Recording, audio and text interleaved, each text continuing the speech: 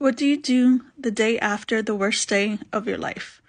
Most of us remember the actual day when our lives fell apart. We found out a loved one died, or we lost everything we worked for. On that day, we knew that nothing would ever be the same, but we don't quite know what this new reality will look like. And on the worst day of our lives, as horrible as it was, we often are able to reach out to others who seek to comfort us. But what happens the day after?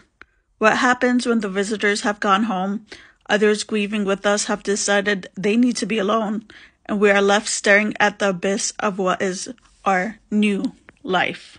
If Good Friday is hard, Holy Saturday is unbearable.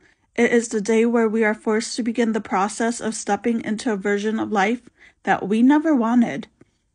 The Gospels talk a little about Holy Saturday, the preparation of Jesus' body and resting for the Sabbath, but the emotions of Jesus' friends and family are not described. But we can imagine it. We can imagine the grief as they mourn the death of not only their loved one, but their Savior. We can imagine the unbearable isolation as they are united in their grief, and yet they feel so alone. As Christians living in the 21st century, we have a bit of an advantage over those living in the first century. We know that Easter is just 24 hours away, and so we often downplay Holy Saturday. We view Holy Saturday as a liminal space and a sort of staging ground for the much more joyful and triumphant day of Easter. But Jesus' friends and family didn't have that option. They didn't know things would get better. They only knew death and destruction. They only knew that the empire had won. I wonder how Mary, mother of Jesus, spent Holy Saturday. Did she have any mementos from Jesus' childhood that she held on to? Did she think back to Angel Gabriel's announcement of his birth? Did she feel betrayed, wondering how someone whose birth promised the ushering of a new world ended in violence and death?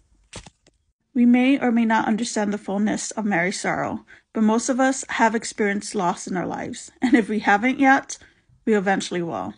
And we can imagine the unbearable sorrow of Holy Saturday. We have hope that eventually God will make things right, that one day the sharp edges of grief will be dulled. We have hope that death is not the end, but even in that hope, we mourn.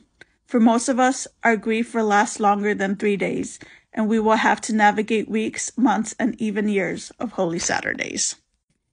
So we move forward, mourning, lamenting, and still holding on to the God who defeated death.